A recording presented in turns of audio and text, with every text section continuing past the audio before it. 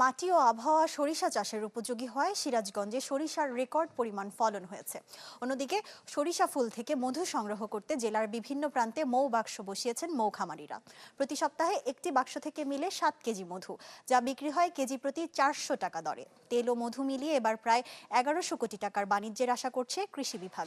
সিরাজগঞ্জ থেকে হীরক গুণের রিপোর্ট, ছবি তুলেছেন নাজমুল হাসান। সানশাইন আটা ময়দা সুজি। ভালোবাসায় তৈরি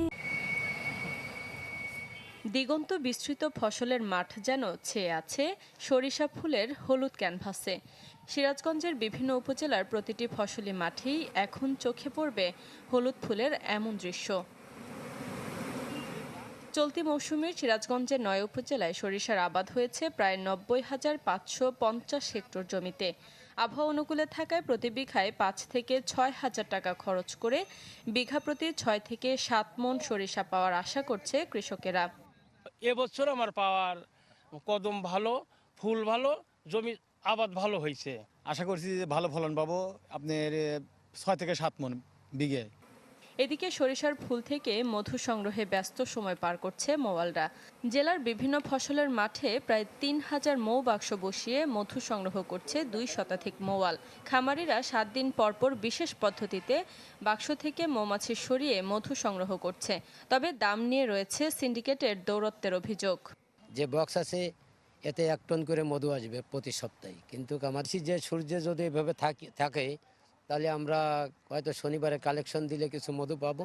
সপ্তাহ 10 দিন 8 দিন এর ভিতরে মধু কালেকশন করতে হয়, নাহলেই মধু সংরক্ষণ করা যায় না, মৌমাছিতে আবার খেয়ে যায়।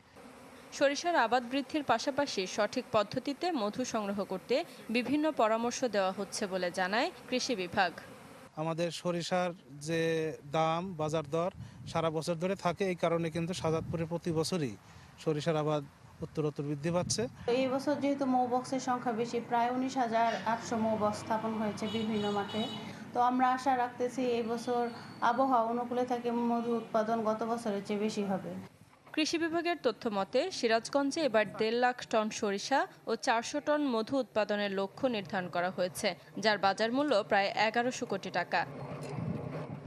Desk report, channel 24।